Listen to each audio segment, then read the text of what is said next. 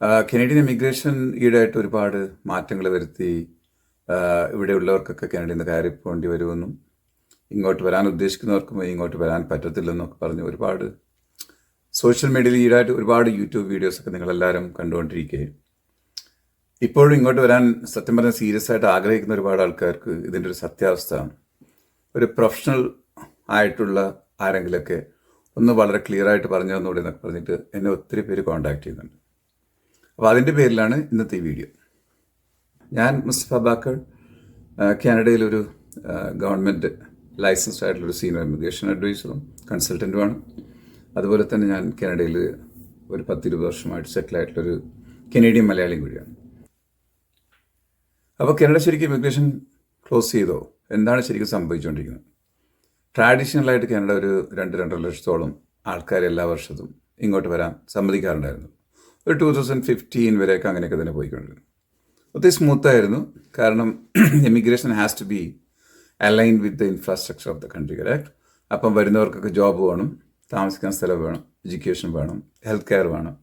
അപ്പോൾ എല്ലാ ഫെസിലിറ്റിയും ഉണ്ടായിരുന്നു അക്കാലത്തൊക്കെ. നിങ്ങൾക്കറിയാം, ഒരുപാട് കാലത്ത് യുണൈറ്റഡ് നേഷൻസ് ഒക്കെ കാനഡയെ best country to live in the world, best quality of life in the world എന്നൊക്കെ പറഞ്ഞിട്ട് ഒരുപാട് റേറ്റിംഗ് കിട്ടിയൊരു രാജ്യമാണ്. അപ്പോൾ അത് പെട്ടെന്ന് തന്നെ ഒരു 2015 ശേഷം ഇവിടെ ഒരുപാട് ഇൻ്റർനാഷണൽ സ്റ്റുഡൻസിനെയും ഒരുപാട് ടെമ്പററി വർക്കേഴ്സിനെയും ഒരുപാട് റെഫ്യൂജീസിനെയും ഒക്കെ കാനഡ ഇങ്ങോട്ട് വെൽക്കം ചെയ്തു. അതോടെ എന്ത് സംഭവിച്ചെന്ന് പറഞ്ഞാൽ, പ്രത്യേകിച്ച് ഒരു പോസ്റ്റ് കോവിഡിന് ശേഷം പോപ്പുലേഷൻ ഒറ്റയടിക്കൊണ്ട് 35 മില്യൺ ടു 41 മില്യണിലാണ് പോയി. അപ്പോൾ അത്രയും പോപ്പുലേഷൻ കൂടിയപ്പോഴത്തേക്ക് പെട്ടെന്ന് തന്നെ കനേഡിയൻസിന് അവരുടെ ക്വാളിറ്റി ലൈഫ് വളരെ കാര്യമായ രീതിയിൽ എഫക്റ്റ് ആയിട്ട് തോന്നി. പ്രത്യേകിച്ച് ഹൗസിംഗ് ക്രൈസിസും അൺഎംപ്ലോയ്മെൻറ്റും ഇൻഫ്ലേഷനും ക്രൈം റേറ്റും ഹെൽത്ത് കെയറും മറ്റുള്ള എല്ലാ സോഷ്യൽ സർവീസിനുമുള്ള ഓവർ ബേർഡൻ സഫോക്കേഷനൊക്കെ വന്നു. സ്വാഭാവികമായിട്ടും അത് കനഡിയൻ പബ്ലിക്കിനെ, പ്രത്യേകിച്ച് ഇവിടുത്തെ ഒരു മെജോറിറ്റി 80% കനേഡിയൻസിനും വളരെയധികം ബുദ്ധിമുട്ടുണ്ടാക്കി. അത് സ്വാഭാവികമായിട്ട് അവർ അതിൻ്റെതായ രീതിയിൽ ഗവൺമെൻറ്റിനെ ക്രിറ്റിസൈസ് ചെയ്യാൻ തുടങ്ങി. ക്രൈം, അപ്പോൾ അങ്ങനെ ഒരു വളരെ എമിഗ്രേഷൻ പോളിസിയിൽ വന്ന അബദ്ധങ്ങളാണ് ഇത്രയും ലൈഫ് ബുദ്ധിമുട്ടാക്കിയത് എന്ന് ജാനുവരിയിൽ നമ്മുടെ പ്രൈം മിനിസ്റ്റർ ജസ്റ്റിൻ ട്രൂഡോയുടെ റെസിഗ്നേഷനിൽ പോലും എത്തിച്ച ഒരു പ്രധാനപ്പെട്ട കാരണമാണ്. അപ്പം എന്തൊക്കെയാണ് ഇപ്പോൾ ഈ പുതിയ മാറ്റങ്ങൾ? പുതിയ മാറ്റങ്ങൾ എന്ന് പറഞ്ഞാൽ വളരെ സിമ്പിൾ. അതായത് കാനഡ ഇനി ആ ഒരു ഓപ്പൺ ഡോർ പോളിസി ഇല്ല, വളരെ റീസ്ട്രിക്റ്റഡ് ആയിട്ടുള്ള ഇമിഗ്രേഷൻ ചെയ്യത്തുള്ളൂ. കാരണം അതിൻ്റെ പ്രത്യേകിച്ച് കാരണം എന്ന് പറഞ്ഞു കഴിഞ്ഞാൽ, കാനഡിയൻ സിസ്റ്റത്തിന് അലൈൻഡ് ആയിട്ട് കാനഡയിലുള്ള ജീവിത ക്വാളിറ്റി സ്റ്റാൻഡേർഡ് ഇനിയും താഴോട്ട് പോകാതെ അതിനെ മെയിൻറ്റെയിൻ ചെയ്ത് മേലോട്ട് കൊണ്ടുവരാൻ വേണ്ടിയിട്ടുള്ള പ്രോഗ്രാംസാണ്. അതുകൊണ്ട് need based emigration, for example ഇപ്പം കാനഡയിൽ ഒത്തിരി ഡിമാൻഡുള്ള ഏരിയകൾ, വളരെ ലിമിറ്റഡ് ആയിട്ടുള്ള ഏരിയകൾ, ഒന്ന് കൺസ്ട്രക്ഷനാണ്. പ്രത്യേകിച്ച് ഹൗസിംഗ് ഷോർട്ടേജ് ഉള്ള നാട്ടിൽ ഒരുപാട് ഹൗസിംഗ് കൺസ്ട്രക്ഷന് വേണ്ടിയിട്ട് കൺസ്ട്രക്ഷൻ ഒരുപാട് ആൾക്കാർ വേണം. അതുപോലെ ഒരുപാട് അഗ്രികൾച്ചറൽ നാടാണ്, ആ ഏരിയയിൽ നിന്നും ഡിമാൻഡ് കാണും.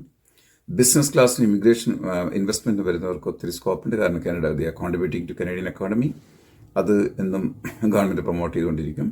അതുപോലെ തന്നെ ടെക്, സയൻസ് ആൻഡ് ടെക്കിൽ വളരെ സ്പെസിഫിക് ഏരിയ, പ്രത്യേകിച്ച് ഹൈലി ഇന്നോവേറ്റീവ് ആയിട്ടുള്ള ഏരിയകൾക്ക് ഡിമാൻഡുണ്ട്. Senior care, child care, education, ഇങ്ങനെയുള്ള കാര്യങ്ങളൊക്കെ വളരെ സ്മൂത്തായിട്ട് പോയിക്കൊണ്ടിരിക്കും.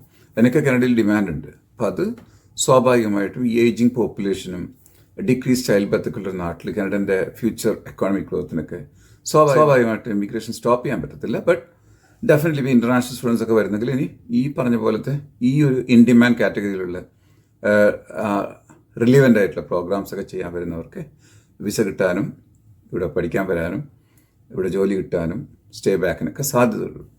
അപ്പോൾ അങ്ങനെ ടെമ്പററി ഫോറിൻ വർക്കേഴ്സിൻ്റെ കാര്യത്തിലും ഇത് വളരെ അപ്ലിക്കബിളാണ്. കാനഡയുടെ അകത്ത് ഇപ്പോൾ ഒരു 3 മില്യൺ മേലെ ആൾക്കാർ പെട്ടുകിടക്കുന്നുണ്ട്. Minister Mark Miller was very open about it. Many of them will have to probably leave Canada. കാരണം ഇവരൊക്കെ status, once it goes out of status, obviously unless and until they found some solution, they will have to leave Canada. അതൊരു സത്യാവസ്ഥ തന്നെയാണ്, സങ്കടാവസ്ഥയാണ്. But it is what it is.